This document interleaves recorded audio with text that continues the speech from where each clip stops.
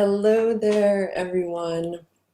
I am pretty excited about today's discussion because I have some pretty interesting things to talk to you all about.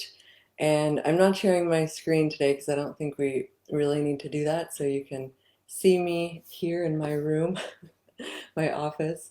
Um, so let's just go ahead and get right into it. And then when I'm finished with this, as always, you can ask questions. And it can be about the presentation or it can be really about anything photography related that you want to talk about. So if you saw the emails about this, you probably know that we're going to talk about patience and its relationship to motivation. And I'm also going to throw in a little bit of information about brain science in there. And then I have a link to a YouTube video that I think is definitely a worthwhile watch.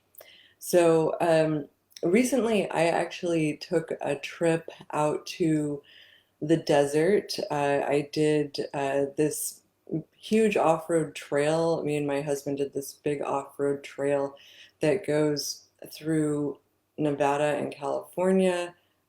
There might be some Arizona mixed in there, I'm not sure.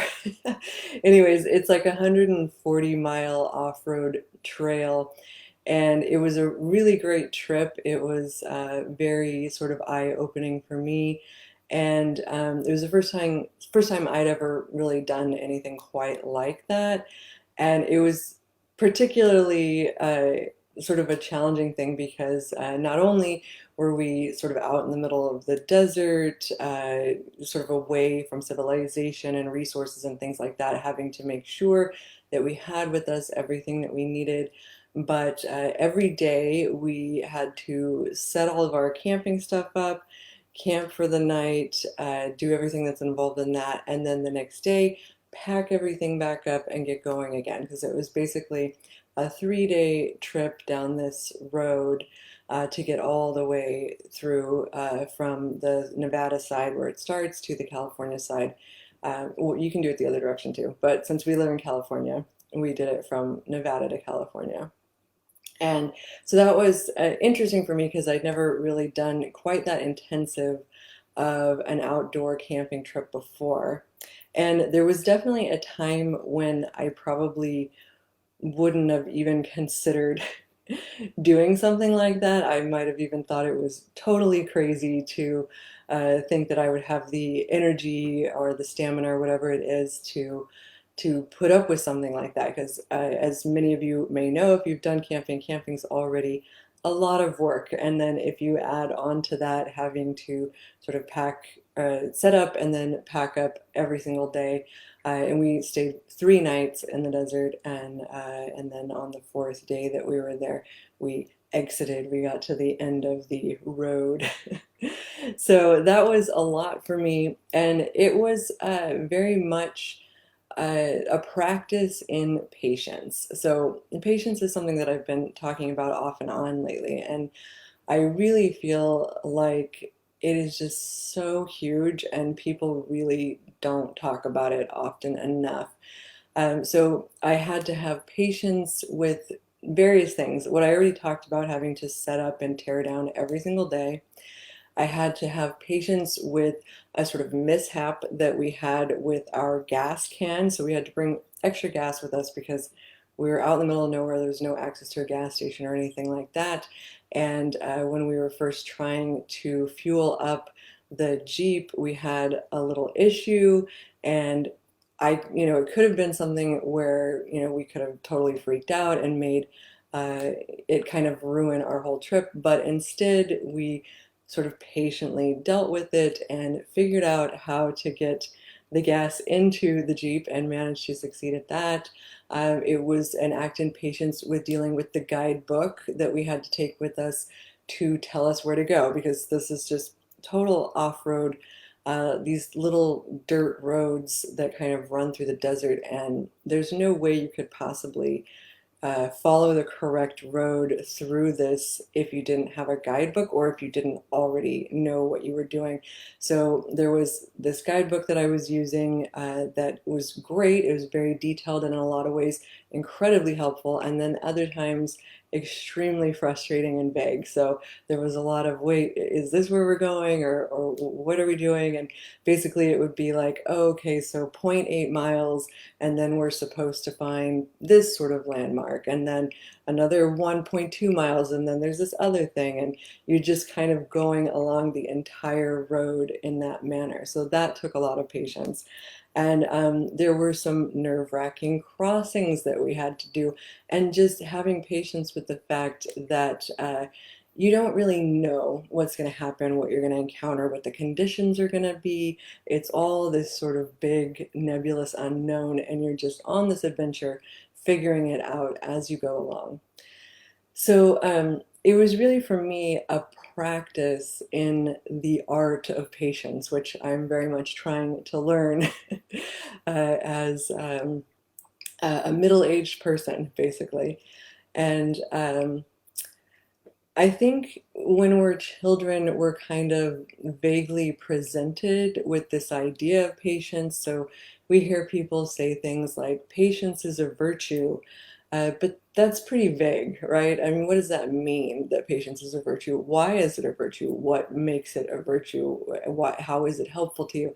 It's just like these sort of weird, vague statements. And I think part of the reason for that is because I don't think that a lot of people are very patient. And I think this is something that is definitely true in our current culture, where everything is like sped up and it's all about like doing things as quickly as possible. And we'll get into that a little more in a moment here. But so I was thinking also about this children's story, The Tortoise and the Hare. So you may have heard the story before, but for me, I think the Tortoise and the Hare ultimately is really about patience, though I'm not sure that you hear people associate it with that moral all that often. I think usually when we think about the story of the tortoise and the hare, we focus on the hare and his arrogance and his sort of showing off, and how you don't want to be like that. But we don't really talk about the tortoise so much. We're kind of ignoring the tortoise in the same way that the hare tries to ignore the tortoise. And the tortoise is really teaching us about patience. So there's this phrase, slow and steady wins the race, right?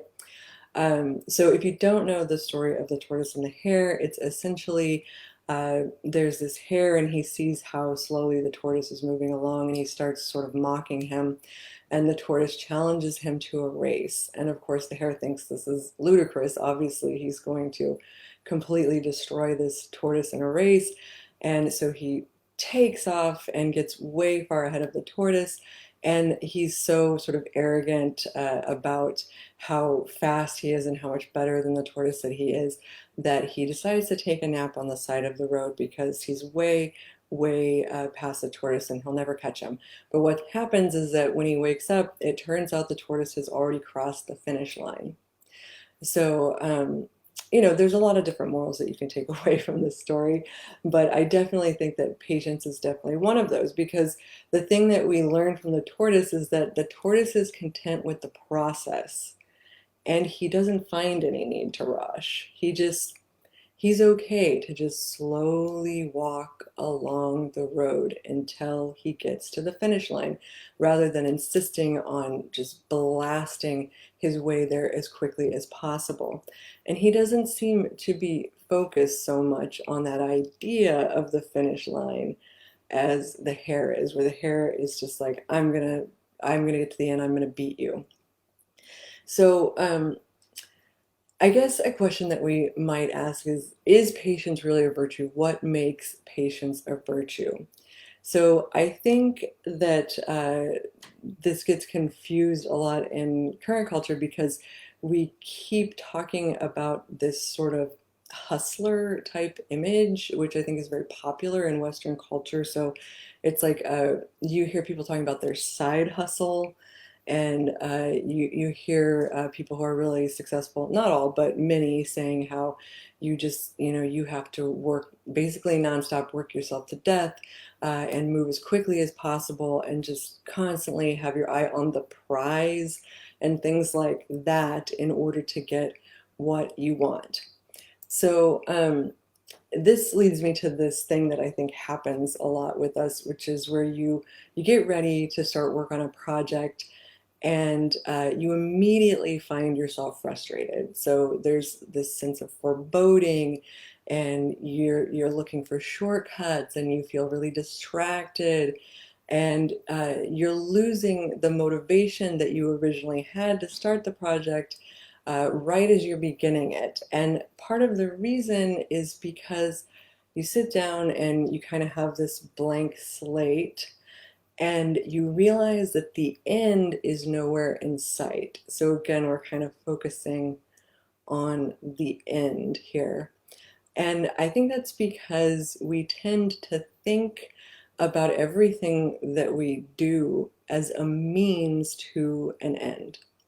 So why are we so focused on that endpoint? I think that this is often incredibly self-destructive, because if you think of everything you're doing as a means to an end, how can you ever really enjoy what you're actually doing? How can you ever appreciate the actual process and the actual journey, to use kind of a little bit of a cliche kind of tag word that you hear people throwing around, but it's true. You have to appreciate the actual journey that you're taking. And if it's just a means to an end, you're not really present. You're not here with what you're doing. Your mind is off at that finish line, constantly just sort of staring at it off in the distance, unable to look at what's right there in front of you. So letting go of this idea that everything you do is a means to an end obviously requires a lot of practice, and it requires patience, right? Because it means that instead of having this hyper focus on when am I going to be finished, when am I going to get to the end, you have to kind of stop and slow down and accept where you are right now, and just be where you are right now, and take whatever action it is that you're currently taking sort of for what it is, at face value, rather than thinking of it as, oh, if I do this and then I hurry up and do this other thing and this other thing, then eventually I'll get to whatever point. So I think finding patience with those actions that you take can really help to allow you to actually do the work. Because I think when we get caught up on this end point, we become so anxious and so nervous and so focused on that endpoint that it really debilitates us in our ability to just sit in the actual process and know that if we just patiently do this, eventually something will come of it. And we don't have to know exactly what that thing is, because doing it isn't about that. Doing it is just about doing it, and that's all it's about. So you can ask yourself some questions. So can you let yourself take as long as you need to finish something? And that doesn't necessarily mean to finish an entire project. That can mean, can you let yourself take as long as you need to sit here and just brainstorm what you're even going to do to begin with? So just every action requires you to have that patience with yourself, and with the fact that you don't really have control over how long it will take. And rushing isn't going to get you there any faster. Often it actually hinders you. So the tortoise and the hare is really a good example of that. So can you accept your lack of control over how long it will take? And can you recognize that being consistent and working slowly but steadily over a consistent basis, so having consistency in that, is going to serve you a lot better than sort of sporadically pouring these long, insane hours into something and then not doing it for a while, and then suddenly pouring like a crazy amount of time into it and then not doing it. That is not in the end going to be as conducive to sort of moving forward and progressing as just steadily moving along. So, can you accept the journey itself as your one true motivation? So, I think this is kind of a key to what I'm trying to communicate here, is that your motivation can't really be I'm going to be a famous photographer or something like that. Is it okay to want that? Yeah, of course it's okay to want that. But if that's your sole motivation for doing the things that you're doing, you're probably going to struggle to really do much of anything. So that's why I ask, can you accept the journey itself as your one true motivation? So in the end, the journey is all you have. There's no guarantees. There's absolutely no guarantee that any amount of work that you put in, that how quickly you do it or slowly you do it or how consistently you do it, there's absolutely no guarantee about where that journey will take you. You really don't know. And this kind of goes back to the desert thing, right? It's like when you're out there in the middle of the desert, you don't, even with the guidebook and even with all the preparations that you've put in, you still don't really know where you're going to end up and if you're going to come across something unexpected and if that could completely throw you off course, at least for a certain amount of time. So I think patience for me is the essence of living in the moment. So we're always thinking ahead, right? We're thinking to the next thing rather than grounding ourselves in where we are at this moment. So you can think of it in terms of something that I know I find myself kind of thinking like this sometimes is, oh, I'm going to do this thing and just get it out of the way so that I can do these other things. But then you start to find that you're trying to get everything out of the way, right? I'm going to make breakfast because I just need to get that out of the way. And then I need to sit down and just write this introduction because I just need to get that out of the way. And if everything is about getting it out of the way, well, then where do we get to the enjoyment part?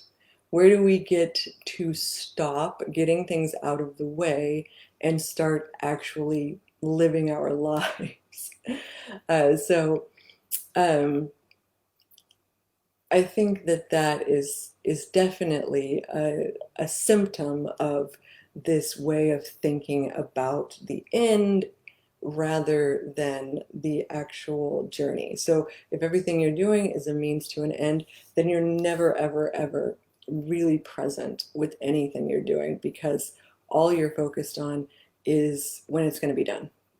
And that means that your life is, I mean, you're not really there at all. You're just constantly like rushing through things, trying to finish it so that you can get to the next thing and then rush through that and try to finish it and so on and so forth.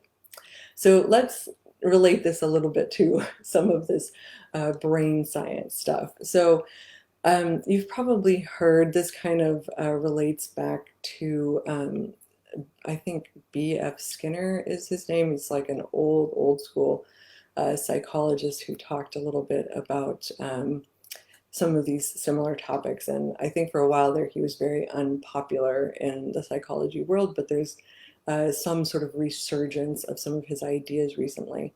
So there's this idea of pain, pleasure, and reward. And you take action, and if you get a reward for that, then you're going to feel pleasure, and then you're going to be more likely to want to repeat that action. And then on the flip side of that, if you take action and you don't get rewarded, or maybe you're even punished, you're less likely to repeat that.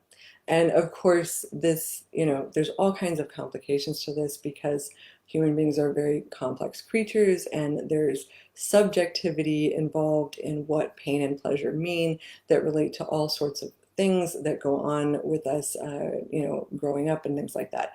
But the basic principle still sort of stands. And I think one thing that's important to note is that people confuse, they sort of flip-flop motivation and action. So we seem to have this idea that we're going to be motivated or inspired and then we're going to take action, and then that will start moving us forward. But the truth is that the action comes first. It's not the motivation and the inspiration part that comes first. And I think that's kind of actually inherent in that idea of the reward process. Because if you don't do anything, well, you're not going to get any reward. So you have to do something first, right? So action comes first, and it's action that breeds further action. So if like the reverse of this would be a person who's depressed. So if you're depressed, you get caught in this vicious cycle of lacking motivation because so you feel depressed, you lack motivation, so you're less likely to want to act. So maybe you don't take any action, and this sort of cycles into further depression and further lack of motivation and further inaction. So it becomes this really nasty cycle that you get caught up in. And if you're someone like me, you have probably experienced this before. So action is like the thing that can kind of spring you out of these sort of valleys of depression or just of inaction or whatever it is. And it's really the action that inspires the motivation for further action. So inspiration or motivation rarely comes before the action. Now, that doesn't mean that it doesn't, but you have to think about it. I'll give an example.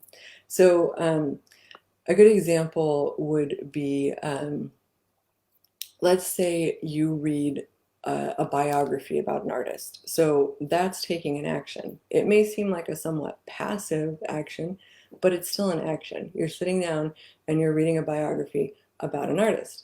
And that biography makes you feel inspired to become an artist yourself. And so then you go out and you decide that you want to make your own art and you start trying to do that. So you see how the action is really where the inspiration occurs, and it's what spurs that inspiration forward.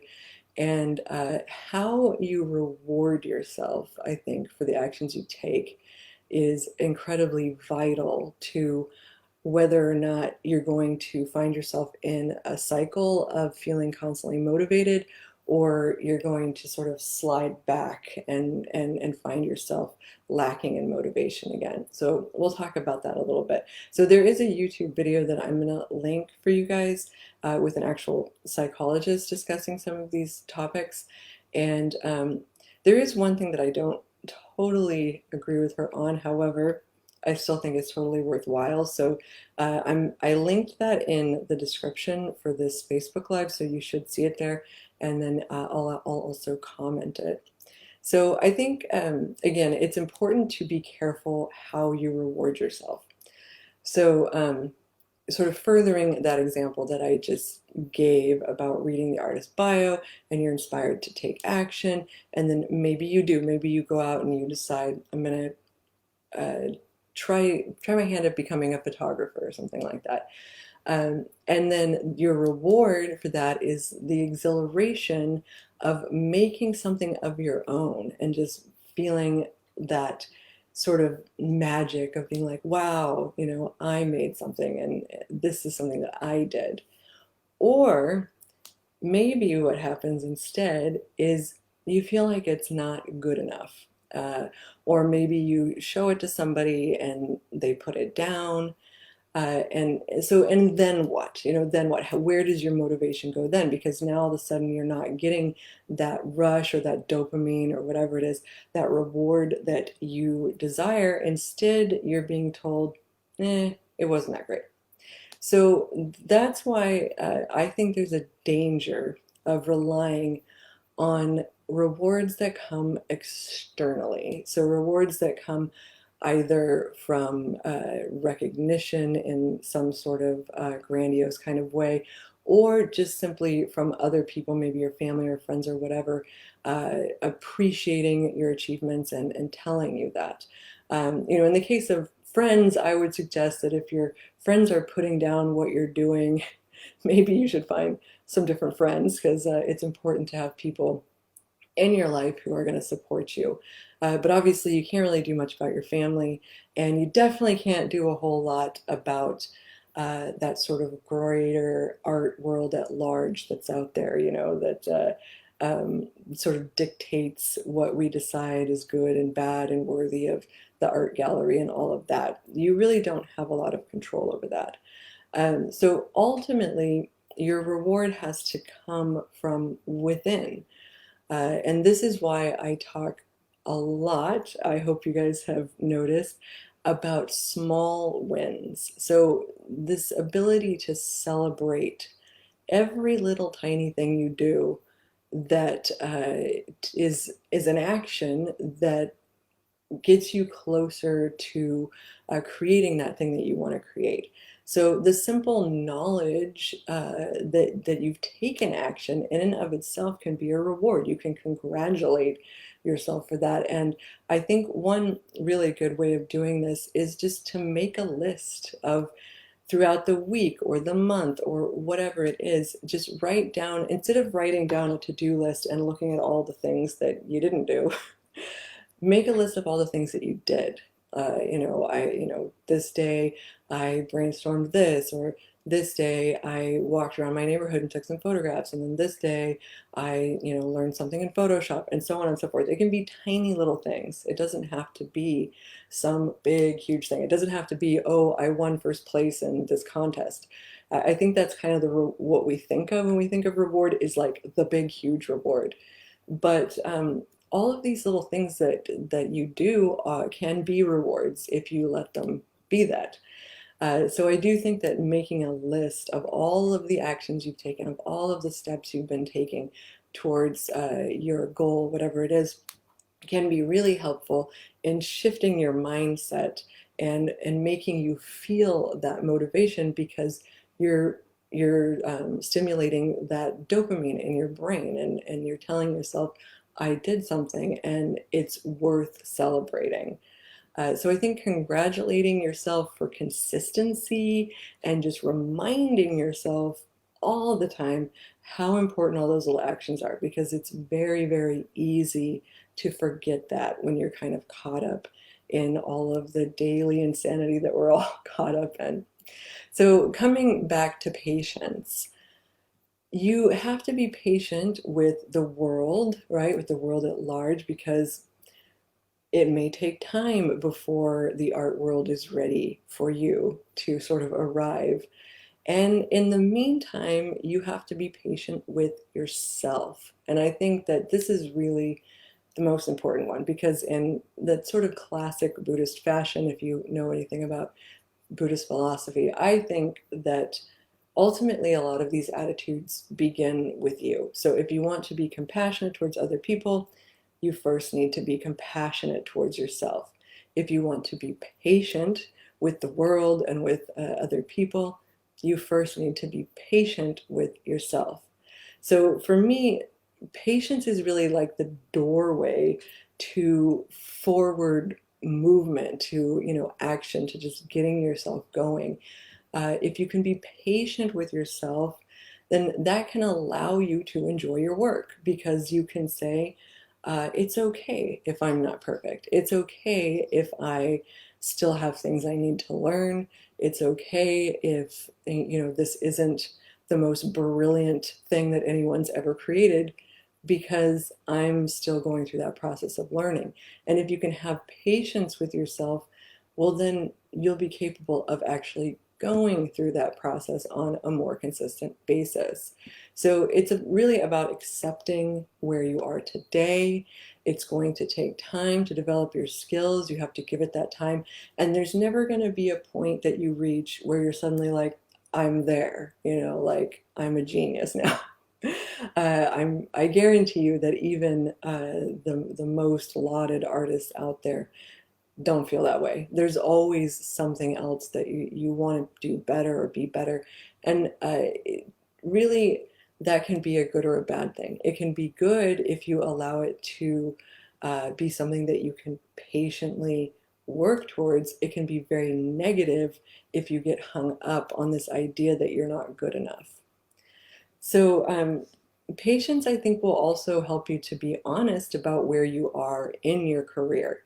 So there's a time when you will be prepared to sort of put yourself out there in this bigger way.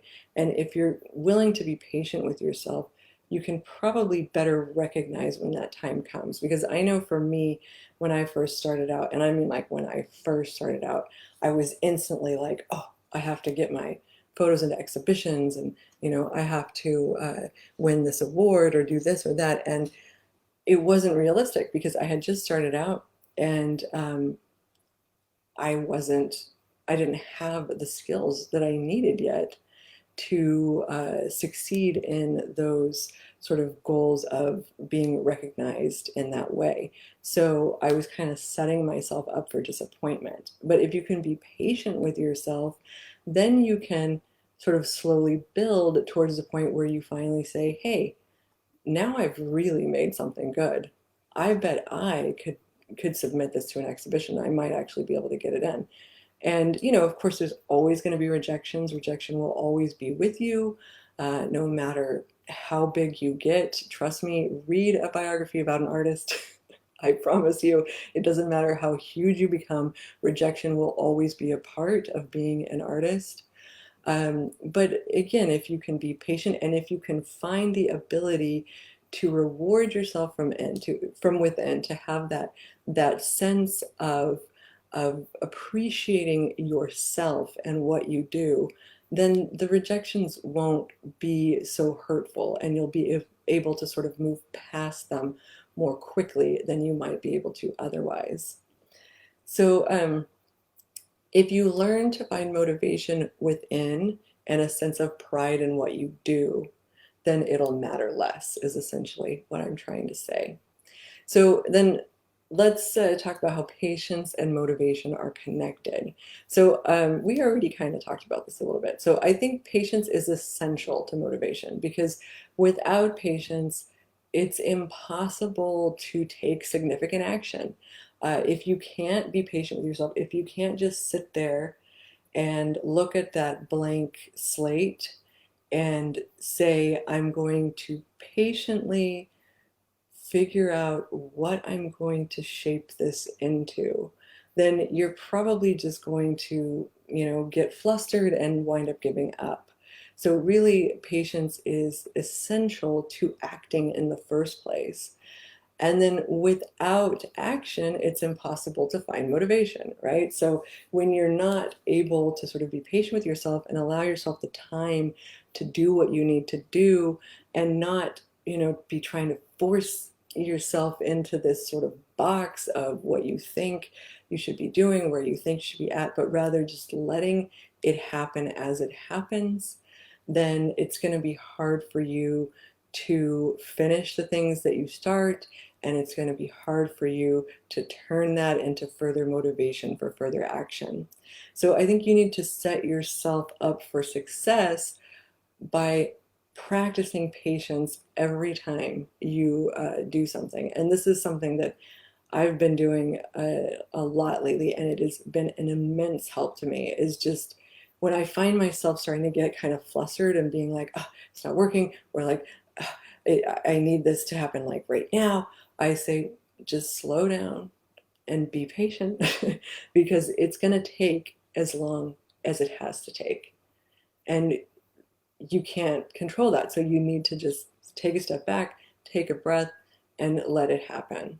So I think really patience is the magic ingredient for me that will lead you into the moment and allow you to actually enjoy your work. Because when you're able to just sit there and patiently let the ideas come and patiently do the things that you're trying to do, that's when you really find yourself starting to get absorbed in the work and starting to feel that sense of what people sometimes call flow, where you're just kind of fully in it and you're totally in the moment. And just that's also when you produce your best work, is when you're able to tap into that sense of flow, which ultimately links back to being patient. So when you act with patience, you may find yourself present in a way that maybe you've never ever been before. And I think that that's a huge deal. At least it definitely is for me. So your actions will be meaningful because they are the end. not because they are a means to an end, but because they are the end. The things that you're doing, that's all you ever have. All you ever have is this moment right here, right now.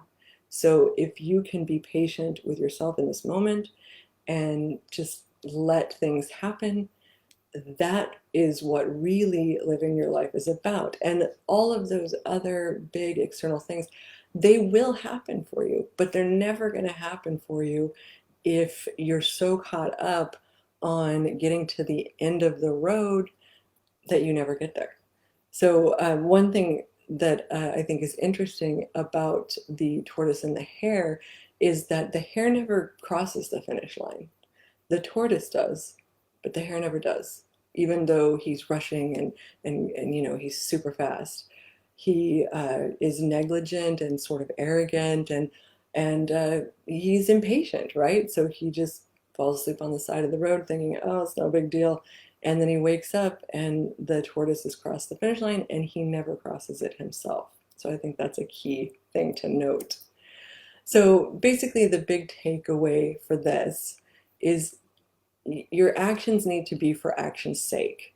If you can learn how to act for action's sake, that is really the ultimate reward and the ultimate motivator. Because if you're taking action and you can actually feel good about that action no matter the results, because your actions are only about that moment and about actually taking that action, well, then you're giving yourself that reward. You're already giving yourself the reward for taking action. You're taking the action, you're actually enjoying yourself, and then you feel good when you're done, and so you want to take more action rather than, taking the action and spending the whole time freaking out about how it's not good enough and beating yourself up for not being where you think you ought to be, and then finding that your motivation is flagging because taking action wasn't so fun after all. So I wanted to talk to you guys about this because I just feel like it is so huge.